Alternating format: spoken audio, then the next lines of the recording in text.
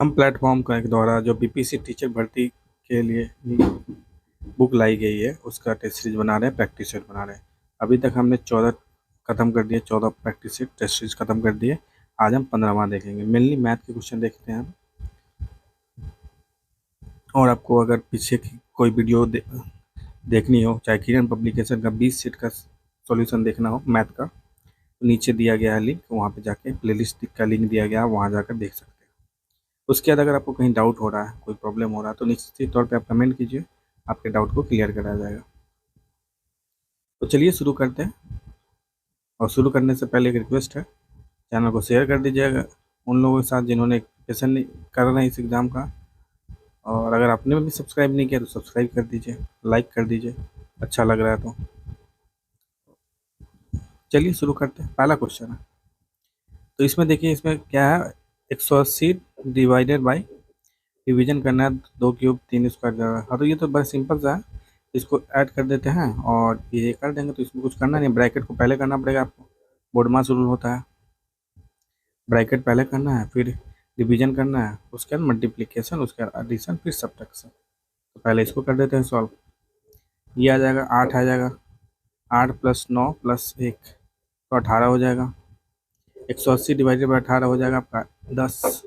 यहाँ पे 10 बच जाएगा, ये पूरा 10 हो जाएगा। 10 + 37 47 हो जाएगा, -20 तो 27 का आंसर हो जाएगा, मतलब 1 का बी आ जाएगा आंसर।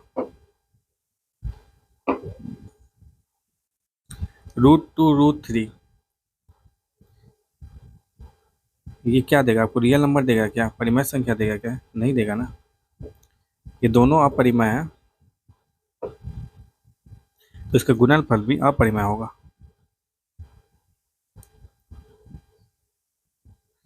पर ये जरूरत नहीं हो कि दो अपरिमेय संख्या का गुणनफल हमेशा अपरिमेय हो। अब √3 लीजिए और √3 लीजिए। √3 क्या आ जाता है, √3 का होल स्क्वायर, तो ये हो जाता है 3। तो अपरिमेय तो नहीं है, ये परिमेय हो गया। तो यहाँ पे तो अपरिमेय आ जाएगा आपका, क्योंकि √2 √3 √6 आ जाएगा, जो कि अपरिमेय ही होता है। तो इसका आंसर डी हो जाएगा, 2 का डी। तीसरा क्वेश्चन है, 3/8 का दशमलव प्रसार दशमलव में कितने अंक बाद समाप्त होता है? तो इसको करना पड़ेगा आपको, सॉल्व कीजिए। 3/8 है तो 0.30 3 और 8 कीजिए। 0 किए यहाँ पे, तो यहाँ 30 लिख दिया। 8 है 30 है, तो 0 दशमलव किए, 8 8 3 24, 3 लिखे यहाँ पे, 6 आ गया, 6 आ गया, 8 7 56, फिर 4 आ गया, फिर 0 आ गया, तो 8 5 40। तो दशमलव के बाद कितना है संख्या, 3 है, तो इस प्रश्न का जवाब हो जाएगा 3, सी ऑप्शन हो जाएगा। चौथा क्वेश्चन है कि 7/8/9 को मिश्रित भिन्न से परिवर्तित किया जाए और उसका अंश 70/x हो जाए तो x का मान क्या होगा। देखिए ये, इसको पहले सॉल्व कीजिए। ये क्या होता है, 7 + 8/9, तो ये हो जाता है 9, 63 + 8, तो ये 71 हो जाता है, 71/9। तो अंश क्या है, 71। इसको क्या लिख सकते हैं, 70 + 1, तो इक्वल टू क्या है, दे रखा है 70 + x, तो x की मान कितनी हो जाएगी, 1 हो जाएगी। पर ये ऑप्शन के हिसाब से देख लीजिए 1 हो रहा है, पर इसको और भी हो सकती है, ये इनफाइनाइट तरह से, इसको हम इनफाइनाइट तरीके से लिख सकते हैं। अंश के बारे में बस बोल रखा है, इसको हम लिख देंगे 5 ऊपर कर देंगे, 5 नीचे कर देंगे, तो 71 × 5 को 70 + 1 से 71 × 5 को 70 + 1 से कंपेरिजन कर देंगे, ये भी सही होगा। जो वैल्यू यहाँ से x आएगी अलग आएगी, 1 नहीं आएगी, वो अलग आएगी, वो सही है। पर हमें ऑप्शन के हिसाब से चलना है, इसीलिए सिंपल से इसको 70 + 1 लिखेंगे, यहाँ कोई ऊपर नीचे मल्टीप्लाई नहीं करेंगे, ठीक ना। तो यहाँ पे मिश्रित भिन्न दिया, यहाँ पे कुछ और नहीं दिया कि लोएस्ट में होना चाहिए, हाईएस्ट में होना चाहिए।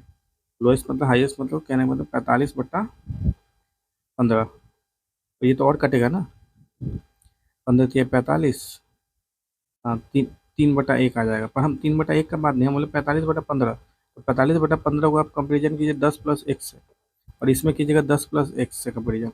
तो दोनों में अंश अंश का कंपेरिजन तो अब 10 + 1 से ही कर रहा है, पर दोनों में वैल्यू अलग आने वाला है, ये मैं बोल रहा था। तो चलिए ऑप्शन के हिसाब से हमें चलना, और ये इसीलिए हम सिंपल सा करेंगे, 71 को 70 + 1 से कर देंगे, तो सी आंसर इसका आ जाएगा। पांचवा क्वेश्चन है, 1 और 100 के बीच में कितनी संख्याएं हैं जो 17 से पूर्णतः विभाज्य है?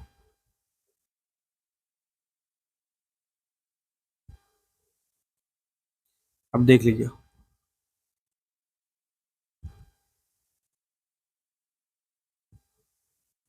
पहले तो 17 आ जाएगा आपका, जो पूरी तरह से, अब फिर 700/17 कीजिए पहले। 17, 34, 4 मध्य कटेगा 68, ठीक। फिर 20 का मध्य कटेगा 1, 41, तो 41 हो गया यहाँ पे, है ना। ये 41 मध्य कट जा रहा है लास्ट में, ठीक। तो इसका क्या मतलब है, इसको डिवाइड करने पे 41 मध्य कट रहा है, तो मतलब इस 1 से लेकर 700 के बीच में इतने नंबर होंगे जो 41वें नंबर पे जाके ये 700 कटेगा। 700 भी नहीं कट रहा, बल्कि 600, यहाँ पे 17 लिखिए, माइनस कीजिए, 3 कट रहा है। द लास्ट नंबर जो 17 से भाग हो रहा होगा वो हो जाएगा 697, 697 भाग हो रहा है, वो 41वां नंबर होगा, 41वां नंबर। और एक 17 से स्टार्ट होगा और 41वां नंबर यहाँ तक चला जाएगा, 697 तक चला जाएगा। तो टोटल 41 नंबर होंगे, क्योंकि 41वां भाग हो रहा है उसमें, ठीक ना। तो इसका आंसर ये होगा, पांचवा का ये। छठा क्वेश्चन है, एक किसान के घर में मुर्गियों और बकरियां हैं, उनके सिरों की कुल संख्या 42 है, उनको पैरों की कुल संख्या 138 है, तो मुर्गियों की संख्या हमें ज्ञात करना है।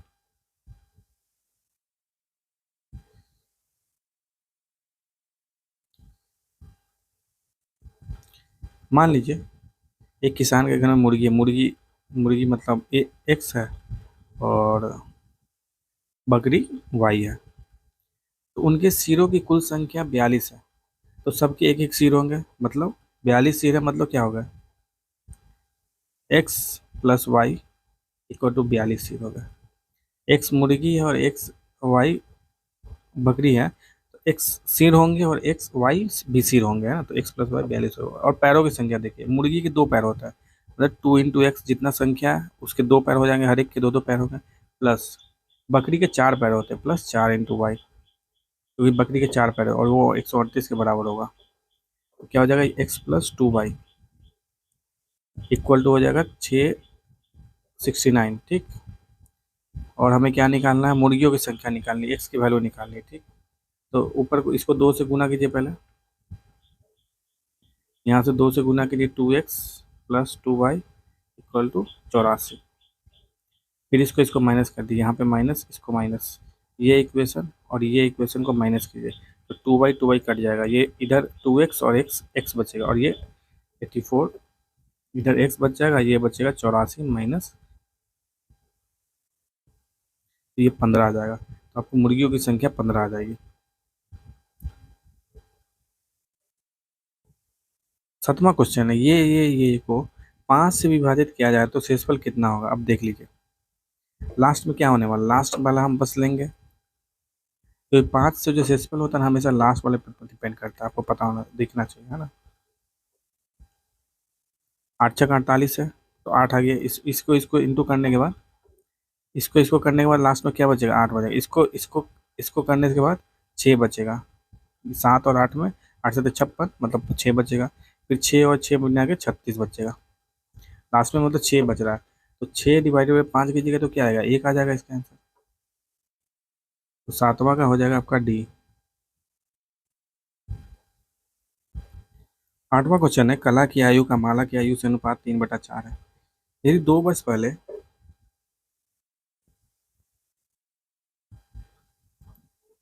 उसकी औसत आयु 12 वर्ष थी, तो 4 वर्ष पहले कला की आयु कितनी थी, हमें आठवां क्वेश्चन को सॉल्व करना है, तो देख सकते हैं।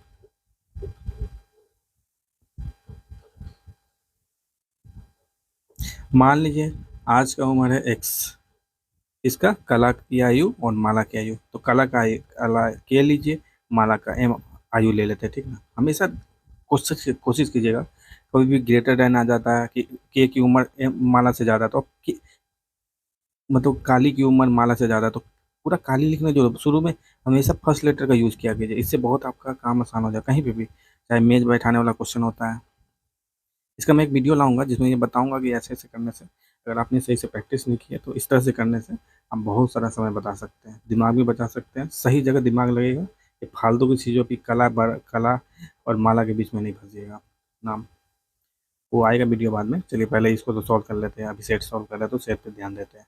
कला की आयु और माला की आयु से अनुपात क्रम से 3/4 है। तो इस तरह का स्टेटमेंट का मतलब है कि आज की आयु है ना, तो कला की आयु के है और माला की आयु एम है, ये 3/4 है।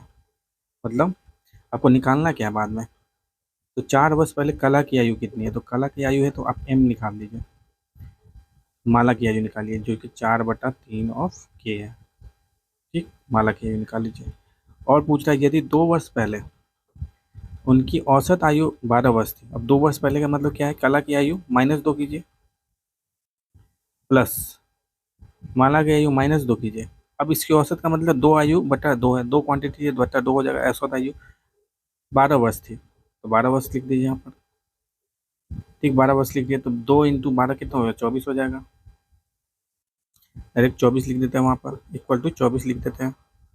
फिर इसको सॉल्व करते हैं, के माइन प्लस एम, ये -2 4 हो जाएगा, फिर इधर चला जाएगा +4 हो जाएगा, तो 24 + 4 28 हो जाएगा। तो ये के प्लस एम 28 है, और एम की वैल्यू हम यहाँ रख देते हैं, यहाँ पे 4/3 के प्लस 4/3 के इक्वल टू 28, तो के आ जाएगा कितना, 60/3 28, तो 7 चौका 28 कट जाएगा, तो के आ जाएगा 12 आपका। तो यही पूछ रहा था कला की आयु, इसलिए मैंने डायरेक्ट के को लिखा था वहाँ पे, टर्म है ना, एम को लिख दिया था, क्योंकि हम के अभी ठीक ना, डायरेक्ट आ गया आंसर इसका। पर यहाँ पे आंसर यही नहीं है, इसको करना है 4 वर्ष पहले, तो 4 वर्ष पहले ये -4 करना पड़ेगा, 8 साल हो जाएगा है ना, उम्र 8 साल हो जाएगी, ना कि 12 साल। थोड़ा सा ध्यान, ज़्यादा भी हड़बड़ाना नहीं है। 8वां क्वेश्चन का सी आंसर है। 9वां क्वेश्चन, कोई धनराशि साधारण ब्याज पर 20 वर्ष में तिगुनी हो जाती है, कितने वर्षों में उसी दर से साधारण ब्याज पर वह दुगनी हो जाती है। तो देखिए, धनराशि साधारण ब्याज है, 20 वर्ष में तिगुनी हो जा रहा है, उसी दर से साधारण ब्याज पर वो दुगनी कब हो रही है, तो 20 वर्ष में दुगनी हो रही है। तो अब यहाँ पे एक बार तो दिमाग लगा सकते हैं 20 से कम आने वाला, चलिए यहाँ पे सारी ऑप्शन कम है, तो कभी कभी ऐसा होता है कि आपको बस इतना सेंटेंस पढ़िए और सीधा लगा दीजिए, इसमें ऑप्शन ऐसे होते हैं है ना, आपको दिमाग नहीं सॉल्व नहीं करना, देख लिया कि ये ऑप्शन कैसे होता है। अब 20 वर्ष है, और 20 वर्ष में जाके तिगुना हो रहा है, और सिंपल इंटरेस्ट जो होता है ना साधारण ब्याज, वो लगभग एक तरह के कांस्टेंट तरीके से बढ़ता है। कांस्टेंट मतलब कि जैसे 20 साल में कोई हुआ है तो लगभग 1/3 में, मतलब 20/3 में वो 1 गुना हो रहा होगा, 1 गुना 2 गुना ऐसे करके हो रहा होगा है ना। तो कहने मतलब कोई ऑप्शन होगा 18, तो ऐसा नहीं कि 18 साल में वो 2 गुना हो गया होगा, बहुत ही कम चांस। ठीक, ये कहना चाह रहा था मैं। अब चलिए कोई बात नहीं, इसको सॉल्व करते हैं। कोई धनराशि साधारण ब्याज पर 20 वर्ष में तिगुनी हो जाती है, तिगुनी हो जाती है मतलब क्या, अमाउंट दे रखा है मिश्र धन, मिश्र धन इक्वल टू क्या होता है, प्रिंसिपल मूलधन plus interest, simple interest, amount ये होता है, और इंटरेस्ट क्या होता है, और आपको दे रखा है 20 साल में कितना हो गया, 3 गुना, तो 3 गुना अमाउंट का मतलब क्या है, 3 गुना मतलब 3 गुना का पैसा जो लगाते हैं, 3 गुना हो गया पैसा, plus pi equal to Y. तो यहाँ से इंटरेस्ट कितना आ गया, आपने 2p आ गया। अब 2p को सॉल्व कीजिए तो आपको रेट मिल जाएगा, 2p इक्वल टू p शुरू में लगाया, r लगाया, और टाइम आपने बोल रखा है 20 साल, तो 20 × 100, p से p कट गया, 2 से 10 कट गया, तो r आ गया आपका कितना, रेट जो है ना रेट, तो 10%, तो आपका 10% इंटरेस्ट रेट यहाँ पे मिल रहा है, सिंपल इंटरेस्ट पे।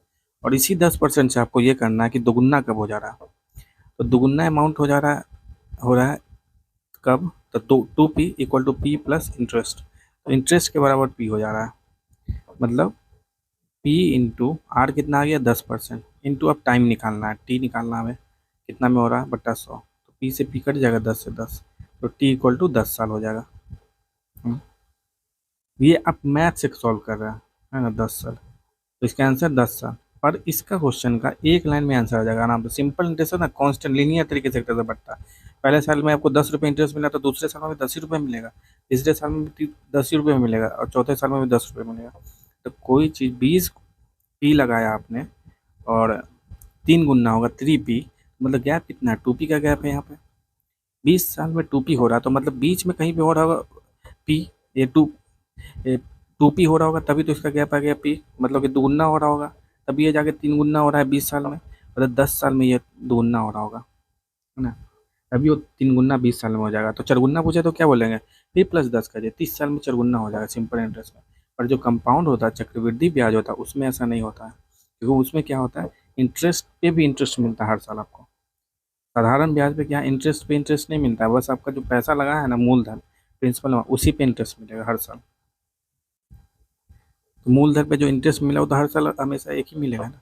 पर मतलब पहले साल में 10 रुपये मिलेगा, दूसरे साल में 10 रुपये मिलेगा, तीसरे साल में 10 रुपये, तो टोटल मिला के 30 साल होगा, तो इस कारण से वो पैसा बढ़ जाता है, ऐसा नहीं कि नहीं बढ़ रहा है, बढ़ रहा है पैसा, पर फर्क यही है कि हर साल इंटरेस्ट अपना बराबर होता है।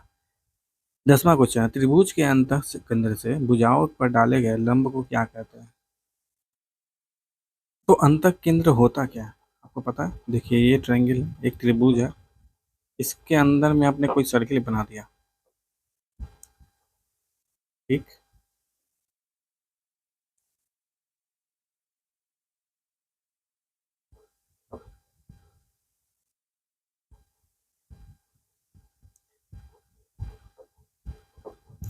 तो अंत केंद्र होता क्या है, देखिए एक त्रिभुज आपने बनाया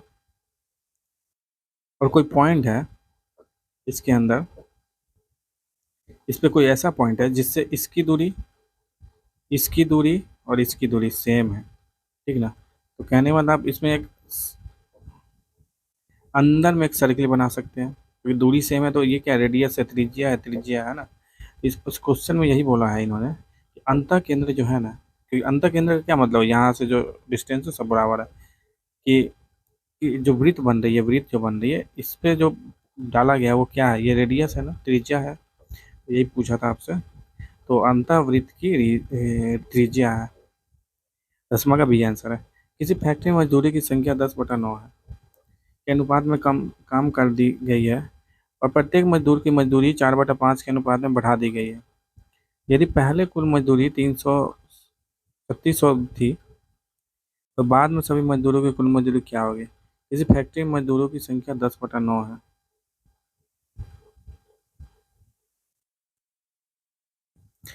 ये अनुपात में कम कर दी गई है और प्रत्येक मजदूरी की मजदूरी को 4/5 से बढ़ा दिया गया। अब देखिए, मान लीजिए शुरू में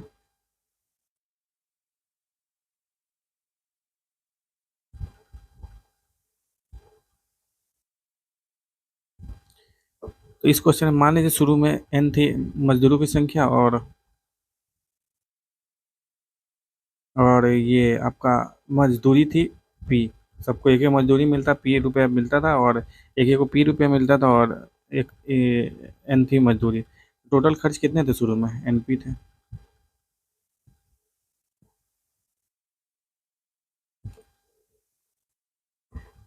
टोटल शुरू में दे रखा n×p मजदूर की संख्या इंटू एक का मजदूरी, ये है 3600 रुपया शुरू में, ठीक है। अब हमें निकालना बाद में सभी मजदूरों की कुल मजदूरी कितना, मतलब कितना खर्च हो रहा है कंपनी का, कितना खर्च हो रहा है। अब देखिए, मजदूरों की संख्या 10/8 के अनुपात में बढ़ा दी गई है, तो मतलब अब जब मजदूरी हो गई है, मजदूरों की संख्या जो हो गई एन, जो हो गई है एन, एन जो हो गया 10/9 टाइम्स हो गया आप पहले के मुकाबले, ठीक। और जो एक को मिल रहा है मजदूरी अब कम हो गई है, वो 4/5 हो गई है सबकी मजदूरी अब। इसका इंटू करने पे क्या आ जाएगा आपको, 8/9 N/P। टोटल क्या हो रहा है, टोटल कम गया पैसा, पैसा अब आपको कम देना पड़ रहा है कंपनी वालों को, देख रहे हैं 8/9, और ये 8/9 क्या हो गया, मतलब इतना पैसा देना पड़ रहा है कंपनी को, कंपनी के मालिक को पूरा खर्च आ रहा है इतना। 8/9 इंटू NP दे रखा है आपको शुरू का 3600, फिर 9 × 36, 8 × 48, तो 4800 रुपये खर्च हो रही है कंपनी। तो आंसर इसका सी आ जाएगा 11 का। 12वां क्वेश्चन है, एक कक्षा के विद्यार्थियों की औसत आयु 22 वर्ष। लड़कों की औसत आयु 26 वर्ष है, लड़कियों की औसत आयु 19 वर्ष है। यदि लड़कियों की संख्या 16 है तो लड़कों की संख्या क्या होगी? अब देखिए, मान लीजिए कक्षा में लड़कों की संख्या है एन, एन लड़कों की संख्या एन एन। तो देखिए, टोटल लड़कों की औसत आयु 26 है, तो मतलब एन इंटू 26 टोटल उसकी आयु हो जाएगी लड़कों की, प्लस लड़कियों की औसत आयु कितनी है? 19 इंटू लड़कियों की संख्या दे रखा है 16। ये टोटल हो गया आयु सबका सब, आयु सबका सब है सर, लड़का लड़की का सबका है। और यही लड़का लड़की का दे रखा है 22 साल। और उसमें नंबर ऑफ टोटल स्टूडेंट्स करना पड़ेगा n+16। तो इस इक्वेशन को इक्वेट कर दिए, दोनों को इक्वल कीजिए और सॉल्व कीजिए, आ जाएगा आंसर। तो चलिए इसको कर लेते हैं। 26n+19 × 16 equal to 22 × n+16।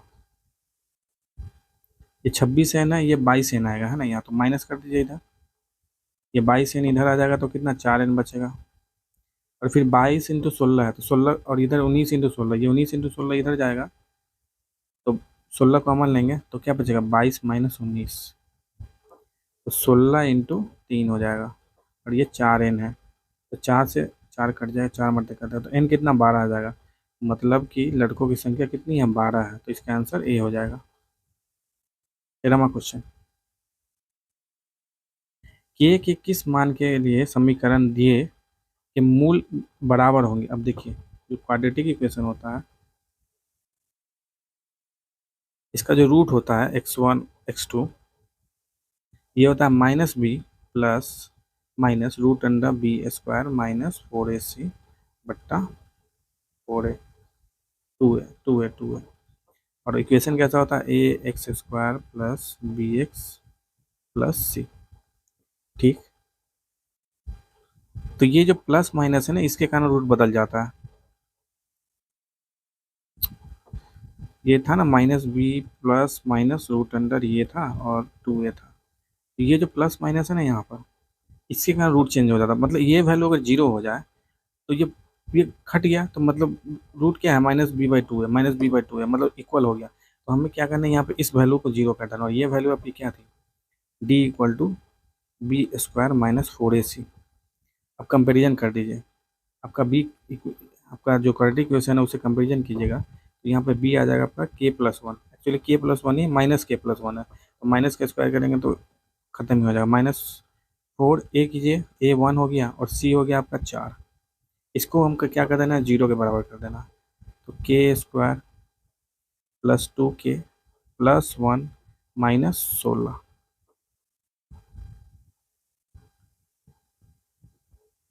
ये हो गया k² +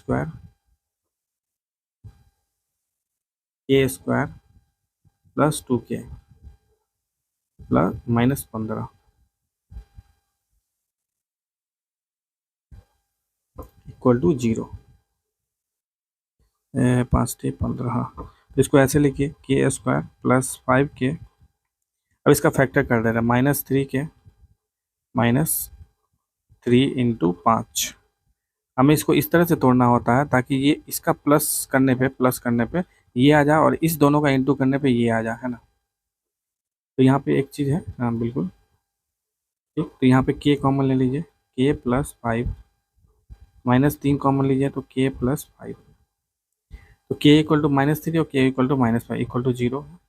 k = +3 आएगा और k = -5। अब और देखिए, k के किस मान के लिए ये होगा? ठीक,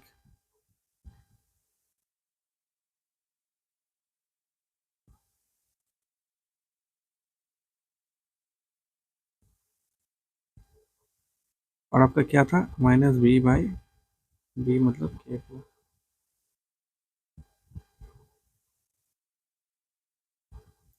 तो इसका आंसर हो जाएगा ए नहीं होगा, इसका आंसर डी हो जाएगा। 3 और -5 आ रहा है, और इसमें दोनों ऑप्शन वैलिड है, 3 और -5, 3 और -5। इस तरह के क्वेश्चन में आप एक चीज़ थोड़ा कभी ध्यान दीजिएगा, ये जो आपने क्या इक्वल रूट आ रहा है, मतलब क्या आ रहा है? b/2 आ रहा है।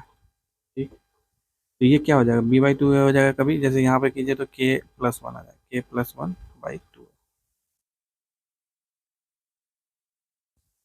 तो मान लीजिए आपको कुछ ऐसा वैल्यू आ जाता है जिसपे अगर नीचे करने पे नीचे आप वो वैल्यू पुट कर रहे हैं, मान लीजिए के प्लस वन बाई के रहता है ये, तो नीचे के रख रहे हैं और के की वैल्यू जीरो आ गया आपका, तो जीरो तो यहाँ सेटिस्फाई नहीं करेगा, तो एक ही उस केस में आंसर आता आपका, के की मान लीजिए 5 आता और के जीरो आता और नीचे के आ रहा था, तो नीचे तो के नहीं रख सकते हैं जीरो, तो इसको डिस्कार्ड करना पड़ता और एक ही ऑप्शन बोलना पड़ता। यहाँ पे ऐसा केस नहीं, इसीलिए दो, तो ऐसे क्वेश्चन में थोड़ा सा एक स्टेप आगे जाके सोचना पड़ता है, देखना पड़ता है। यहाँ पे ऐसे दो ऑप्शन है, सब दो दो वाला है, तो सोचना ही नहीं है, सीधा आ रहा है आंसर तो डी मारिए और निकलिए। चौदहवा चौदहवा क्वेश्चन में था 100, 14वां क्वेश्चन है 100 मीटर की दौड़ में ए बी को 10 मीटर से और सी को 13 मीटर से हराता है, 180 मीटर की दौड़ में बी सी को कितनी दूरी से हराएगा। ठीक, हमें ये निकालना है।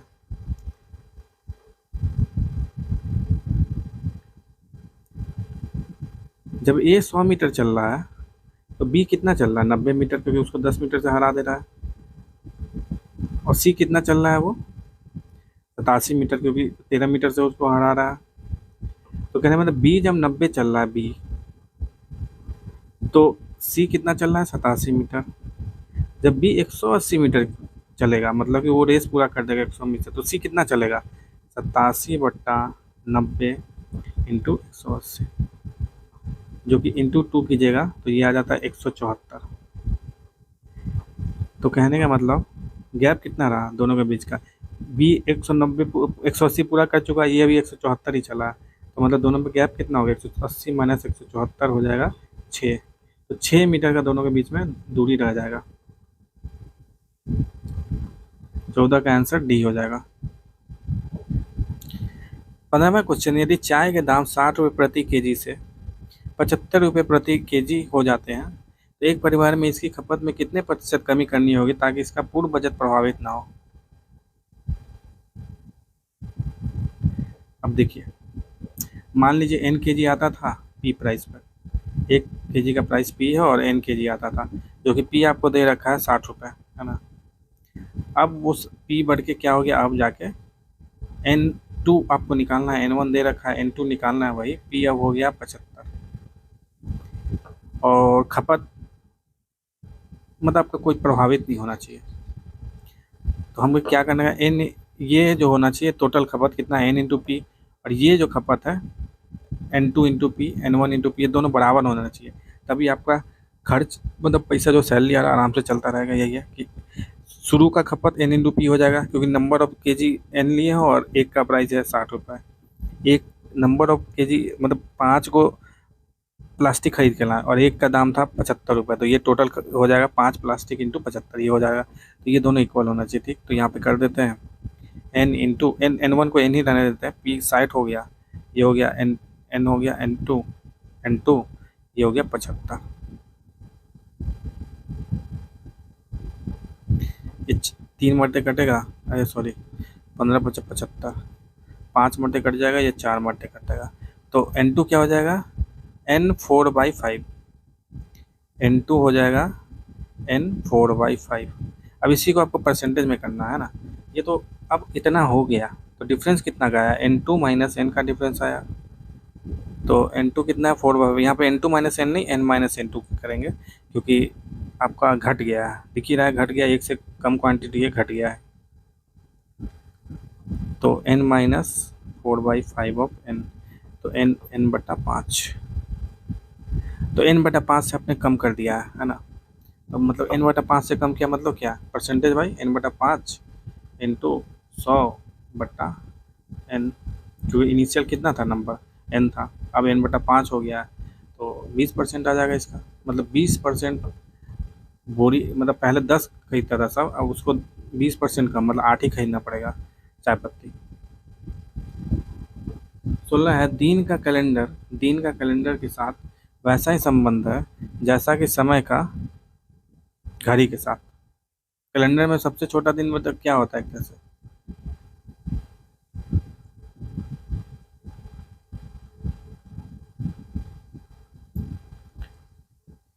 कैलेंडर के अंदर में होता है दिन बताता है कैलेंडर, घड़ी क्या बताता है, समय बताता है।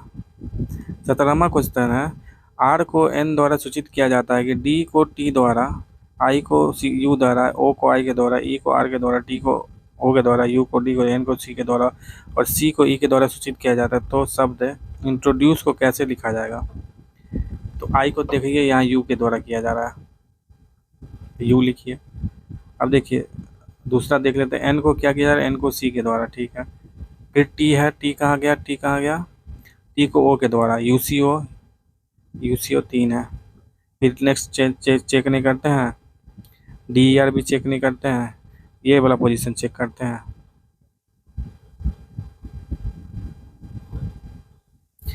नेक्स्ट ओ के बाद डी डी यू सी को चेक करते हैं, डी डी है, डी को क्या लिखा जा रहा है, टी के साथ, तो डी को लिखा जा रहा है टी के साथ, तो ये आंसर हो जाएगा सीधा, 17 का बी आंसर हो जाएगा सीधा।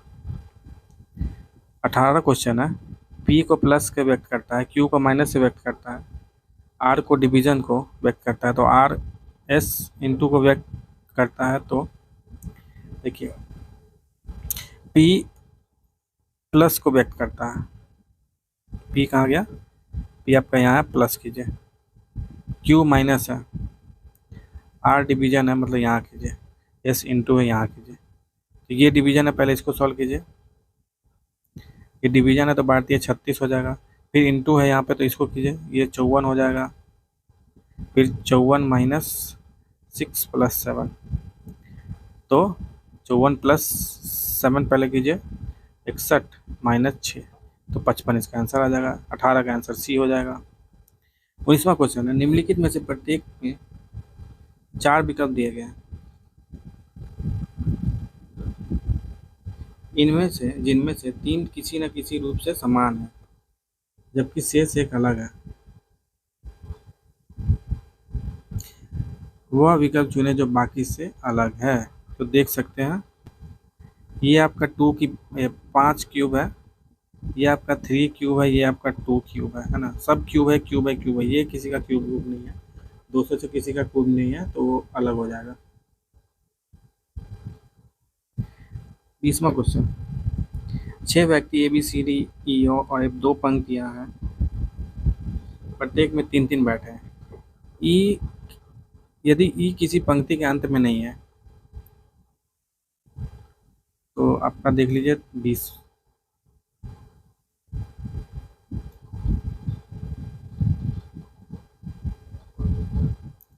दो पंक्तियां, ये क्या बोल रहा है, ई किसी पंक्ति के अंत में नहीं, तो ई किसी बीच में होगा, क्योंकि 3 बैठ रहा है तो पक्का बीच में होगा। डी एफ के बाएं और एक को छोड़कर है, सी ई के बगल में बैठते हैं, देखिए सी ई के बगल में बैठते हैं, तो मतलब ई के साथ हम रिलेशन वाला भी कर रहा है, एवं वे डी के विकर्णता सामने है, तो डी क्या डायगोनली अपोजिट है ना, सी अपोजिट है,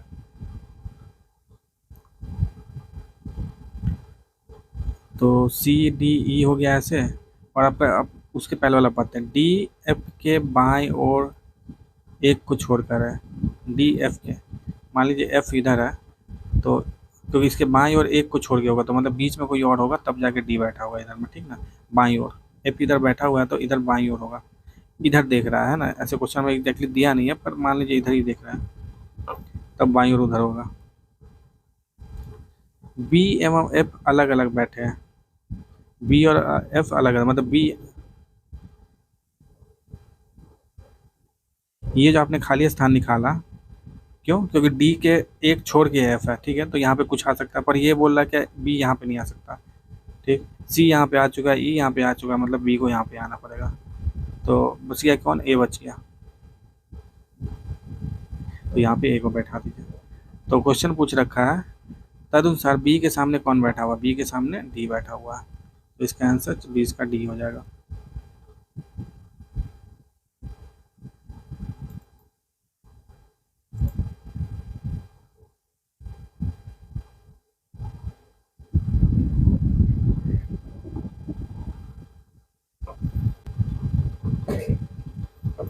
बीसवां क्वेश्चन है, 6 व्यक्ति तथा A B C D F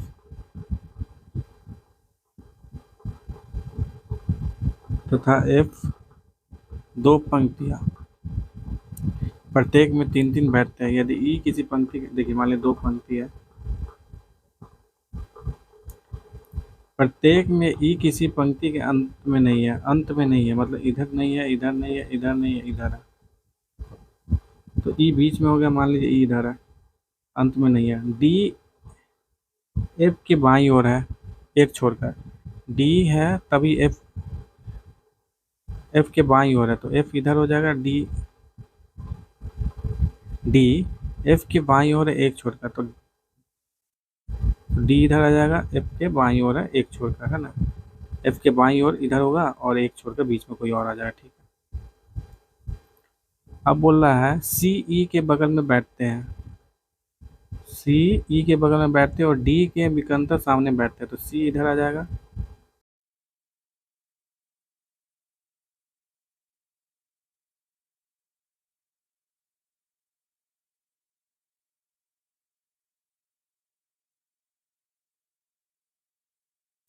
फिर देखा सी ई के बगल में बैठते हैं और डी के विकर्णता सामने, ठीक। बी एवं एफ अलग अलग बैठते हैं, मतलब बी यहाँ नहीं बैठ सकता, बी यहाँ बैठेगा, तो बचाइए तो ये यहाँ बैठेगा। तो लिख रखा है बी, बी के सामने कौन है, बी के सामने डी है, ठीक है। तो इसका आंसर डी हो जाएगा। 21वां क्वेश्चन है, यदि अंग्रेजी वर्णमाला में केवल पहला आ- आधा भाग विपरीत में लिखा जाए, तब कौन सा अक्षर दाएं से 9वें स्थान पर, दाएं के 9वें के बाएं के 9वां स्थान होगा। देखिए पहले इसको समझिए। दाएं, तो दाएं कौन सा होता है, इधर होता है, बाएं इधर होता है, ठीक है। दाएं से 9वां के बाएं के 9वां, बाएं के 9वां होगा। अब इस यहाँ पे आ गए आप। अब इसका बाएं कौन सा है, ये है बाएं, फिर 9वां, मतलब बेसिकली ये 18वां पूछ रहा है। तो इधर से 18वां है। टोटल आपको बोल रखा है आधा भाग को विपरीत किया है ना। तो 18 का मतलब समझते क्या होता है, 13, फिर 18 हुआ इधर, 18 पोजीशन आपको निकालना है। 13 से इधर तो सीधा है, 13 से इधर उल्टा हो गया। तो चलिए उल्टा भी ना सोच के देखते हैं 18 कितने में पहुंच रहा है। तो 13 से 18 मतलब 5 में पहुंच रहिएगा, तो 5 में पहुंचिएगा, ठीक। अब देखिए,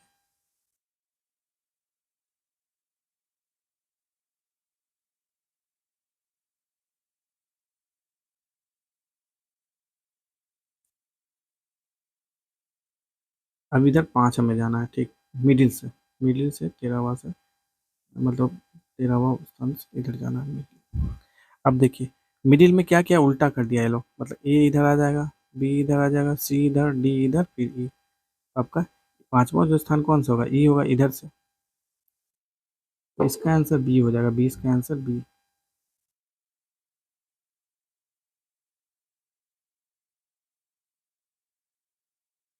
इक्कीस, 22वां क्वेश्चन, सॉरी 21 का आंसर बी हो जाएगा, 21 का। 22वां क्वेश्चन है, निम्नलिखित शब्दों में से कौन सा शब्द अंग्रेजी शब्दकोश में दूसरा आएगा। तो देख लीजिए सी ओ एम पी सब में कॉमन है। फिर हमें पता है ए ई आई ओ यू वोवेल का पोजीशन, सबसे पहले ए आता है, तो ये तो पहले आ जाएगा। फिर ई आने वाला है ये, तो ये दूसरा आ जाएगा, है ना, कॉम्प्लीमेंट दूसरा, मतलब इसका आंसर सी हो जाएगा, 22 का आंसर सी। 23वां क्वेश्चन, नीचे दिए गए विकल्पों में संबंधित शब्द याद कीजिए। जनवरी का लास्ट महीना कौन सा है, जनवरी के रिस्पेक्ट में सबसे लास्ट कौन, दिसंबर, तो सोमवार के रिस्पेक्ट में सबसे लास्ट रविवार। तो इसका आंसर सी हो जाएगा। 24वां है कि निधि ने 5 किलोमीटर की यात्रा उत्तर की ओर की और दाहिने मुड़कर 10 किलोमीटर चली और फिर बाएं मुड़कर 5 किलोमीटर चली, अतः वह, देखिए आपको पता ही होगा, पूरब ये होता है, पश्चिम ये होता है, उत्तर ये होता है, दक्षिण ये होता है नीचे वाला।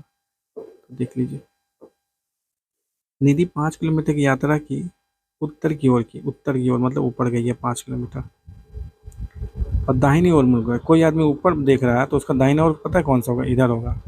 दाहिने ओर मुड़कर 10 किलोमीटर चली, ये 10 किलोमीटर चल गई, ठीक है।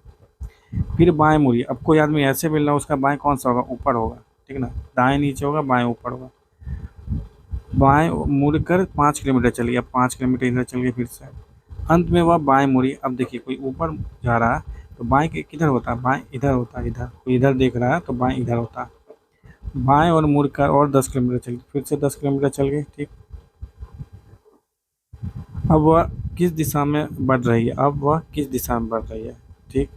तब 10 किलोमीटर चली है वो, अब वो किस दिशा में बढ़ रही है, मतलब इसी डायरेक्शन में किधर बढ़ रही है, इधर बढ़ रही है वो। तो ये कौन सा डायरेक्शन है, ये पश्चिम डायरेक्शन है। तो इसका आंसर 24 का आंसर डी हो जाएगा। अब त्रिभुजों की संख्या निकालना है इसमें, तो एक एक वाला आपको निकल जाएगा, एक निकल जाएगा, मतलब एक ये हो जाएगा, दो हो जाएगा, तीन हो जाएगा, चार, पाँच, छः। एक एक वाला छः आ गया आपको। अब दो वाला कर लेते हैं, एक ये बनेगा और एक ये बनेगा और एक ये। ठीक, दो वाला ये हो गया, 9 हो गया, और बनेगा दो वाला।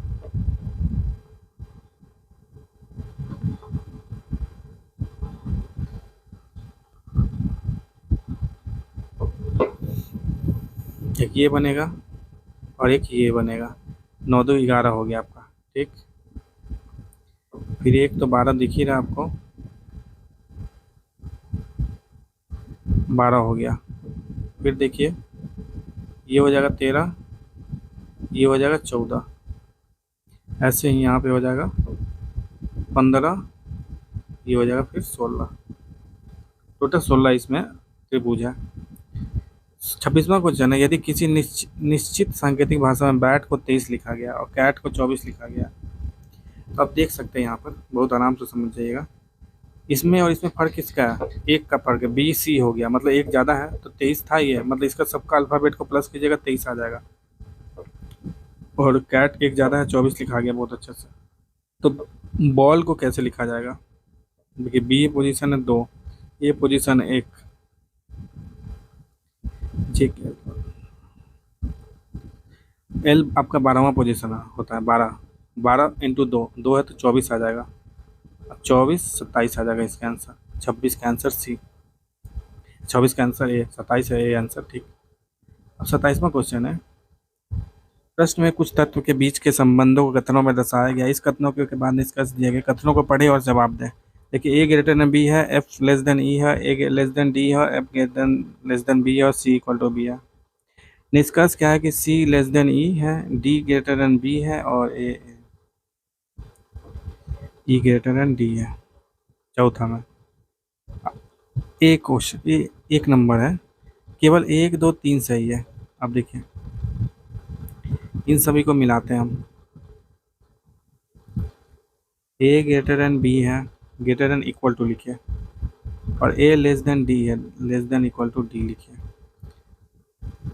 B greater than equal to F है, ठीक है, ये कट गया, ये कट गया, इसका यूज़ कर लिया। सी इक्वल टू बी है, सी इक्वल टू बी है, यहीं पे लिख दीजिए। और ई बड़ा है एफ से, तो बी नहीं बोल सकते हैं, ई बड़ा है एफ से, तो ई यहीं पे आ जाएगा ई। अब बी बड़ा ई से है, ये नहीं पता है आपको, यहाँ से नहीं निष्कर्ष निकल रहा, ठीक है। इस ये वाला है और इसके बेसिस पे आप आपको निकाल लीजिए। देखिए, सी ग्रेड ई बड़ा है सी से, ई बड़ा है सी से, ये एकदम गलत है, पहला तो गलत है। डी बड़ा है इक्वल टू बी है, D greater than equal to B है, बिल्कुल सही है, ठीक नहीं, ये दूसरा बड़ा सही है। तीसरा है A greater than equal to F है, A greater than equal to F, ये भी सही है। ई ग्रेटर देन डी है, ई जो है ना, और डी, डी बड़ा है ई से, ये गलत है, मतलब दूसरा और तीसरा सही है इसका आंसर। तो दूसरा और तीसरा इसका आंसर डी हो जाएगा। 27वां का डी हो गया मतलब। 28वां देखिए, सतीश, किशोर, मोहन, अमित और रवि 5 मित्र हैं। सतीश में किशोर से छोटा है किंतु रवि से लंबा है। सतीश देखिए, किशोर से छोटा है तो किशोर इधर आ जाएगा, किंतु रवि से बड़ा है तो रवि इधर आ जाएगा। मोहन सबसे लंबा है तो मोहन यहाँ पे आ जाएगा। ठीक, अमित, अमित किशोर से थोड़ा छोटा, अमित जो है ना, तो यहाँ पे अमित आ जाएगा। और सतीश से थोड़ा लंबा है तो मतलब अमित, अमित यहाँ जाएगा, किशोर ऐसे चला जाएगा और ये कट जाएगा, है ना। मतलब किशोर बड़ा है अमित से और अमित बड़ा है एस से, एस मतलब सतीश से, तो ये यहाँ पे आ जाएगा। इसको, इसके बीच में अब कोई नहीं आने वाला, अमित मोहन और किशोर के बीच में कोई नहीं आने वाला, ये है। तो कौन अमित से लंबा है लेकिन मोहन से छोटा है, कौन अमित से लंबा है, तो अमित यहाँ पे, अमित से लंबा ये है, पर मोहन से छोटा है, बिल्कुल सही है। तो के आ रहा है, के से मतलब किशोर आ रहा है, तो 28 का आंसर भी डी हो जाएगा। 19वां क्वेश्चन है,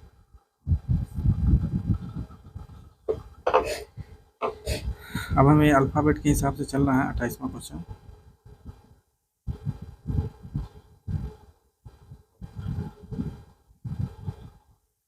ए बी सी डी दो छोड़ दिया, बी और सी छोड़ दिया, डी ई एफ छोड़ दिया, जी आ गया, जी एच आई छोड़ देना है, जे आ जाएगा। तो इसका आंसर ए हो जाएगा सीधा। जे वाला नहीं, 12 भी है यहाँ पे, तो थोड़ा ध्यान देना है। और ए से ये तीन तीन जाना, तो जी के बाद जे हो जाएगा, और इधर में जाएगा। देखिए 8 के बाद 3, 5 के बाद 3, तो 2 के बाद 3 होना चाहिए, तो जे 2 हो जाएगा। ये आपको पता चला जे 11 हो ही नहीं सकता, 11 तो पहले ही आ गया, घट रहा था, पक्का जे 11 है। अब 2 आएगा कि 5 आएगा, छोड़िए। जे 2 एक ही दिया, सीधा मार के निकल गया। इसमें 2 निकालने की जरूरत ही नहीं है। ऐसा थोड़ा सा दिमाग को तेज रखिएगा ना, तो ये और इसमें इस क्वेश्चन में आप 5 सेकंड और बचा सकते थे। अब चलिए 30वां क्वेश्चन है। सब सेक्रेटेरिएट्स में अक्षरों के कितने जोड़े ऐसे हैं जिनके मध्य उतने ही अक्षर है जिनके अंग्रेजी वर्णमाला में उसके मध्य है। ठीक है, तो सीधा ऐसा काउंट करना शुरू करते हैं ई के बाद। देखिए ऑप्शन कितना है, 1 2 3 4, एक दिया नहीं है, 3 4 5, तो मतलब 5 तक भी हो सकता है। चलिए एस टी आया नहीं, यू भी डब्ल्यू एक्स वाई जेड इधर है नहीं, तो आपको चेक करने की जरूरत है नहीं। तब ई से चेक करते हैं। E A B C D E F G G H I J K L M N, तो आया नहीं, ई से होगा नहीं कुछ। सी करते हैं, सी डी ई, तो बिल्कुल यहाँ पे एक मिल गया आपको, डी के बाद ई। एक अंक सी और ई के बीच में डी आता, मतलब एक ही आता, पर आर आ रहा ठीक है, मगर एक ही आता ना, तो ये हो गया, तो एक मिल गया आपको। फिर ई के बाद एफ जी एच आई, दो मिल गया आपको। सी से ही आई तक के इसके बीच में उतना ही लेटर है जितना अभी हो गया, तो दो मिल गया आपको। ठीक है, आई जे के, तो चलिए हटाइए, दो मिल चुका है। आर से करते हैं, आर एस टी, तो फिर एक और मिल गया, तीन मिल गया। यू भी डब्ल्यू एक्स वाई, नहीं मिल रहा। आर के बाद आ गया ई एफ जी एच आई जे आई, यहाँ पे हो गया। ई के बाद आई फिर से आ गया, तो चार हो गया। फिर टी, फिर आ नहीं रहा, इधर में कोई लेटर है नहीं। ए के बाद आ गया बी सी डी, नहीं है। आर एस टी नहीं है, तो इसके आंसर चार हो जाएंगे, है ना।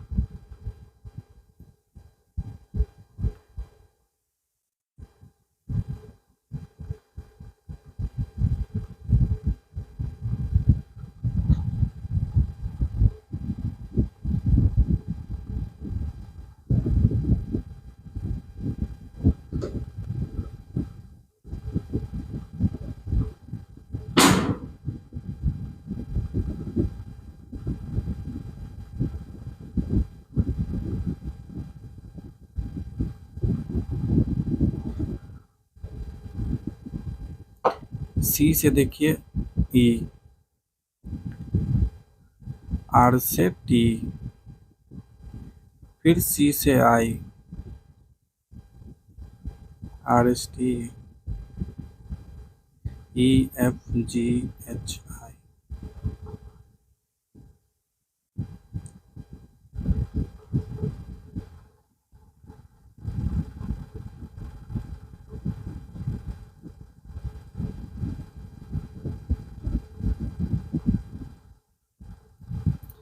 तो ये वाले क्वेश्चन में देखिए, एस से आप स्टार्ट कीजिए, ऐसा कुछ है नहीं आगे, तो नहीं चलेंगे।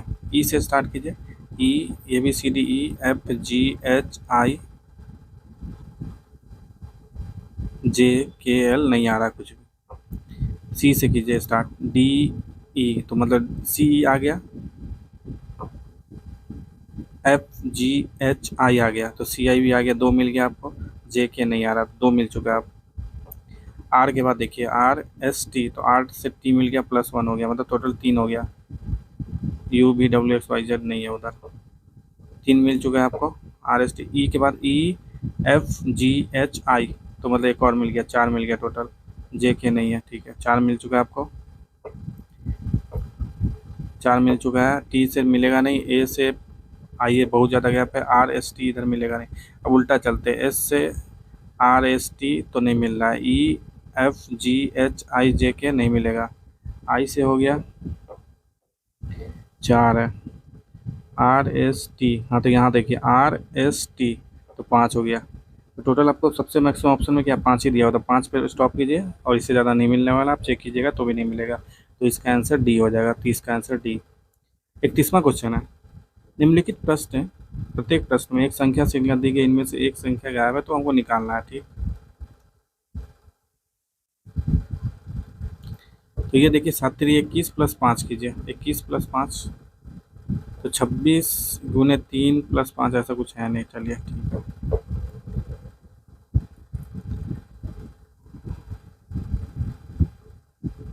तो हाँ ये दिख रहा है 64 के छोटा है, ये 27 से छोटा है, ये 8 से छोटा है, ये 125 से छोटा दिख रहा है आपको, ये 216 से छोटा है, ये 343 से छोटा है, तो बिल्कुल तो ये आपका हो जाएगा 2³ - 1, ये और ये कितना हो जाएगा 26, 3³ - 1 मतलब 27 माइनस होगा, ऐसे ही ये 7³ था तो यहाँ पे 8³ - 1 हो जाएगा। तो 8³ होता है आपका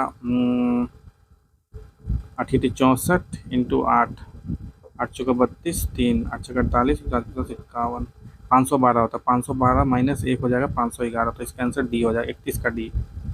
अब 32वां क्वेश्चन करता है। अब इसमें हमें वही करना है, पैटर्न निकालना है। तो 9 2 + 3 27 हो जा रहा है, 7 3 + 2 35 हो जा रहा है, ठीक है।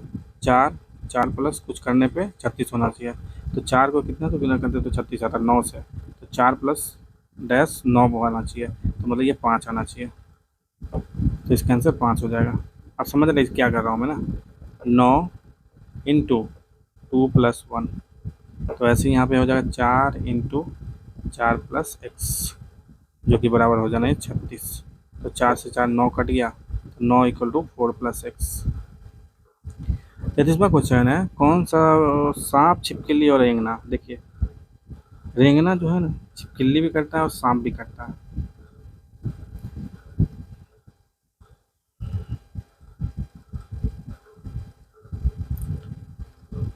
रेंगने वाले सरीसृप है ये, तो रेंगने वाला काम कौन करता है, छिपकली और सांप करता है, दोनों में कोई रिलेशन है नहीं, तो मतलब ये हो गया एक, ये वाला हो गया रेंगने वाला सरीसृप हो गया, रेप्टाइल्स हो गया मतलब उसको बोलेंगे, और एक सांप बना दीजिए एक छिपकली बना दीजिए। और एक में वर्क डॉक्टर का, वर्क डॉक्टर है, वर्क जो है ना डॉक्टर है, वृत्त खिलाड़ी है, ये खिलाड़ी है प्लेयर है, और आयत जो है ना कलाकार है मतलब एक्टर है। कौन सा अंक उन डॉक्टरों का प्रतिनिधित्व करेगा जो खिलाड़ी और कलाकार भी है, मतलब बेसिकली तीनों चीज़ होना चाहिए है ना, खिलाड़ी है, खिलाड़ी भी है, कलाकार भी है और डॉक्टर भी है, तो तीनों होना चाहिए। तीनों देखिए मतलब देखिए ये वाला आ रहा है, बस यही चीज़ है जो आपका इसके अंदर में भी दिख रहा है, इसके अंदर में ठीक, इसको देखिए इसके अंदर में भी दिख रहा है ये वाला, ठीक, और इसको देखिए इसके अंदर में भी है, और ये सब में कॉमन है, मतलब 7 जो है ना 7, तो 34वां का आंसर 7 होगा, जो डॉक्टर है, खिलाड़ी है, कलाकार तीनों है। दी गए प्रश्न में आकृति को समान गुणों के 3 वर्गों में समूहित करें। तो हम ऐसा यहाँ पे मतलब पकड़ेंगे, जिसमें एक तो मेन फिगर होगा, मान लीजिए त्रिभुज है, तो उसके अंदर में एक सर्किल होगा, एक बार त्रिभुज होगा और एक बार आयत होगा, ठीक, मतलब एक बार वृत्त होगा, एक बार त्रिभुज होगा और एक बार आयत होगा, ऐसा हम सर्किल, ऐसा हम फिगर को पकड़ेंगे, ठीक। वो एक कॉम्बिनेशन बनेगा, जैसे यहाँ पे एक है आयत ट्रायंगल, तो अंदर में क्या है इसमें, यहाँ पे देखिए त्रिभुज है अंदर में, यहाँ पे सर्किल है, वृत्त है अंदर में, और एक यहाँ पे स्क्वायर है, मतलब एक और आयत है, तो मतलब 1 5 7 एक साथ आ जाएंगे, 1 5 7 एक ही फिगर है ऐसा, बी ऑप्शन। और दूसरे को देख सकते हैं आप, एक ट्रायंगल पकड़ लिया, फिर इसके अंदर में कौन कौन सा होगा, एक ऐसा होगा, एक ऐसा होगा, एक और ऐसा होगा, तो ट्रायंगल वाला ये है और ये है, ठीक ना। तो 2 6 9, 2 6 9 एक आ गया, ठीक है। अब देखिए एक सर्किल पकड़ लिया, फिर इसके अंदर में ये तीनों होगा, एक सर्किल पकड़ लिया, एक इसके अंदर में भी सर्किल है, तो 3 आ गया, एक सर्किल पकड़ लिया, इसके अंदर में आया था, ठीक है, एक सर्किल पकड़ जिसके अंदर में एक ट्रायंगल है, ठीक, तो 3 4 8 कॉमन आ गया। समझ रहे इसका लॉजिक क्या है, एक आप कोई फिगर पकड़ लीजिए मेन, और उसके अंदर में क्या होगा, एक बार सर्किल हो जाएगा, एक बार त्रिभुज, एक और त्रिभुज इसके अंदर में हो जाएगा, और एक बार आयत हो जाएगा इसके अंदर, मतलब एक आयत हो जाएगा। तो ऐसे इस क्वेश्चन को बनाना है। तो इसका आंसर आ जाएगा 35 का बी। 36वां क्वेश्चन है, रमेश 33 विद्यार्थियों की एक कक्षा में 13वें स्थान पर है। श्रेणी अनुसार सुरेश से नीचे 5 विद्यार्थी है।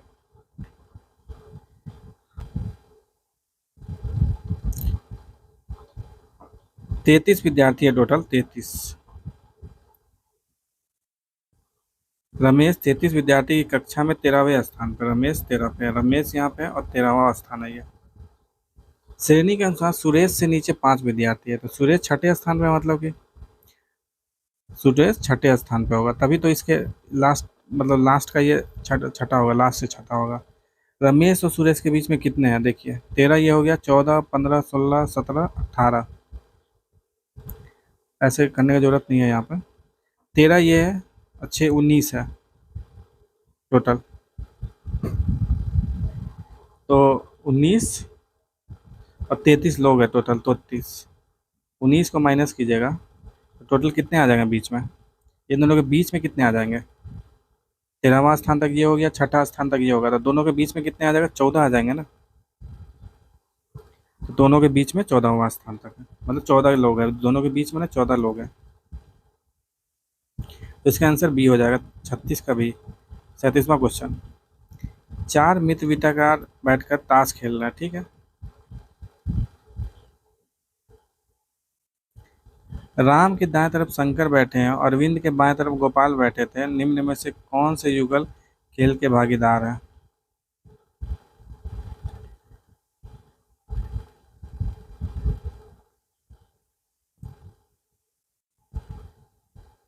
तो वृत्त में बैठा हुआ ये लोग है ना, सर्किल पे बैठा हुआ है और ताश खेल रहे हैं, बताइए।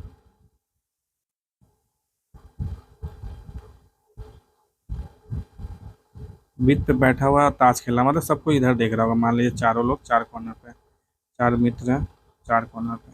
अब बोल रहा है ताश खेल रहे हैं, राम के दाएं तरफ शंकर है, राम इधर बैठ के, मान लीजिए दाएं इधर होंगे, शंकर जी है बैठे थे, और अरविंद के बाएं तरफ गोपाल है, और अरविंद यहाँ पे होगा, मान लीजिए अरविंद ऐसे बैठा हुआ और इधर देख रहा है, तो इसका बाएं कौन सा हो जाएगा, इस साइड हो जाएगा। अरविंद इधर देख रहा है तो इसका बाएं कौन सा होगा, इधर होगा, और उधर कौन है, गोपाल। तो अरविंद को इधर बैठना पड़ेगा, तभी इधर बाएं साइड में खाली स्थान बैठेगा। अगर अरविंद को आप इधर बैठा दीजिएगा, मान लीजिए अरविंद यहाँ पे आ जाएगा, तो कुछ बाएं में तो पहले से ही बैठा हुआ है ना शंकर जी, तो नहीं हो सकता। तो अरविंद को यहीं पे बैठना हुआ ताकि बाएं स्थान पे वो गोपाल बैठ सके। तो कौन से युगल खेल में भागीदार थे, तो मतलब अपोजिट वाले भागीदार होते खेल, पता ही होगा। जी और आर, मतलब गोपाल और रवि भागीदार है, राम। तो राम और गोपाल देख लीजिए, डी ऑप्शन बिल्कुल सही है। और अरविंद और एस, एस शंकर, अरविंद शंकर वाला ऑप्शन नहीं दिया, मतलब राम और गोपाल वाला ही आंसर दिया हुआ। आंसर इसका डी हो जाएगा, मतलब 37 का डी। 38वां क्वेश्चन है, दिए गए विकल्पों में संबंधित संख्या को चुनिए। अब देखिए 7 3 21 है वो, और ये 550 है।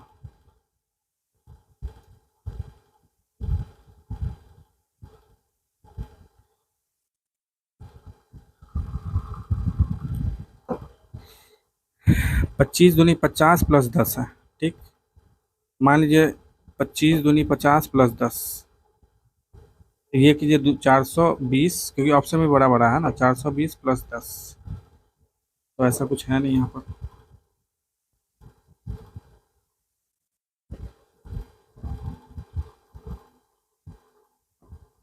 ये भी दुगुना के आसपास है ना, इसको भी दुगुना के आसपास ही होना चाहिए, 210। तो यहाँ पे अगर ऑप्शन अगर कुछ समझ में नहीं तो आराम से 504 मार सकते हैं, क्योंकि देखिए दुगुना के आसपास कुछ रेशियो से आ रहा है, तो यहाँ भी कुछ दुगुना के आसपास बहुत ज़्यादा चांस है, ठीक।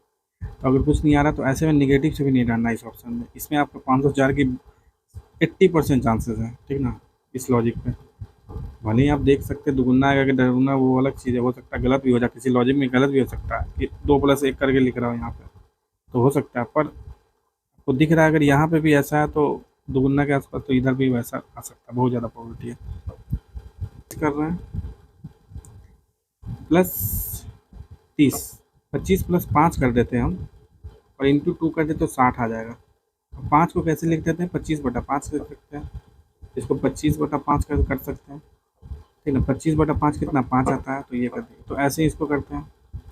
210 प्लस 210/5, 210/5 कितना होता है 22 इंटू टू, मतलब 232 इंटू 2, 232 इंटू 2, 242 आएगा, ये 42 आएगा। 232 नहीं आएगा यहाँ पे, 252 आ जाएगा, 252 इंटू 2 आ जाएगा 504, है ना। यही था इसमें, क्या लॉजिक था इसमें, आपने 25 लिया प्लस 5 करना था यहाँ पे, तब 30 आता है, इंटू 2 करेंगे ना, तो मतलब 25/5 कर दिए, इसीलिए ताकि 5 आ जाए, इंटू 2 कर दिए। ऐसे ही 210 प्लस 210/2 इंटू 210/5 इंटू 2, ये 504 आ जाएगा, इसका ए आंसर हो जाएगा। 39वां क्वेश्चन है, आनंद प्रेमा का बेटा है, राजीव प्रेमा का भाई है, नेहा रश्मि को बेटी है, नेहा राजीव की बहन है, आनंद रश्मि से किस तरह संबंधित है।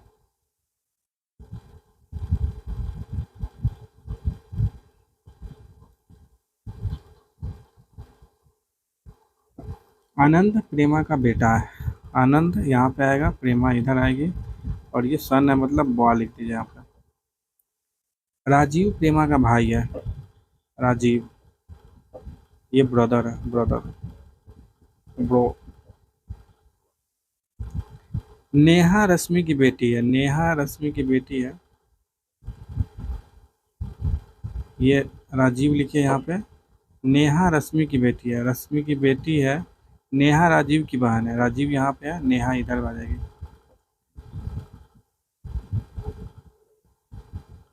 नेहा राजीव की बहन है और नेहा रश्मि की बेटी है, रश्मि यहाँ पे आ रही है मतलब। तो आनंद और आपको रश्मि के बीच में रिलेशनशिप निकालना पड़ेगा। तो ये भाई बहन है, तो ये भी भाई बहन है सभी, तो ये इसकी माँ हो जाएगी, रश्मि माँ हो जाएगी, है ना, रश्मि माँ हो जा रही है इसकी, इसके पापा की। ये कौन था, क्योंकि ये बेटा थी, आनंद प्रेमा की बेटा है, प्रेमा तो पता नहीं चला, मतलब पुलिंग ही लेकर चलेंगे, चल नहीं भी लेंगे तो पता चलेगा। ये बेटा है, ये बेटी है मान लीजिए, ये माँ है, इसकी माँ ही होनी चाहिए, प्रेमा एक लड़की का नाम है, ठीक है ना, प्रेमा एक लड़की का नाम ही लेंगे, तो माँ की माँ क्या आपकी लगेगी, नानी लगेगी ना, नाती पोता का रिलेशनशिप हो जाएगा इसमें। तो 33 का आंसर बी हो जाएगा, 39 का आंसर बी हो जाएगा। 40वां क्वेश्चन, प्रश्न में संख्या श्रृंखला में एक संख्या गलत है, गलत संख्या को लगाना है, ठीक। अब देखिए यहाँ स्क्वायर जैसा पूरा दिख रहा है, 1 स्क्वायर ये √2 का स्क्वायर है, 2 का स्क्वायर है, ये 2 क्यूब, 2 की पावर 0, 2 की पावर 1, 2 की पावर स्क्वायर, 2 क्यूब, 2 की पावर 4, 2 की पावर 5, 2 की पावर 6, 2 की पावर 4, 5, 6, 7 आना चाहिए, 7 128 आता है, तो इसका आंसर 96 होगा आंसर, ठीक है ना। 40 का आंसर डी हो जाएगा। तो ये थे आपके सेट नंबर 15 के 40 क्वेश्चन मैथ एप्टीट्यूड रीजनिंग के। इसके अलावा मैंने सभी अभी तक 14 सेट के और किरियन पब्लिकेशन के 20 सेट के सॉल्यूशन मैथ के रख दिए हैं, नीचे प्लेलिस्ट का लिंक है, उसको जाकर देख लीजिए। कहीं पर आपको डाउट आ रहा है तो कमेंट कीजिए, निश्चित तौर पे आपके प्रॉब्लम को सॉल्व किया जाएगा। और जाने से पहले आप इसको शेयर कर दीजिए उन लोगों के साथ जो प्रिपरेशन कर रहे हैं, सब्सक्राइब कर दीजिए इस चैनल को। तो चलते हैं, फिर अगले वीडियो में मिलते हैं।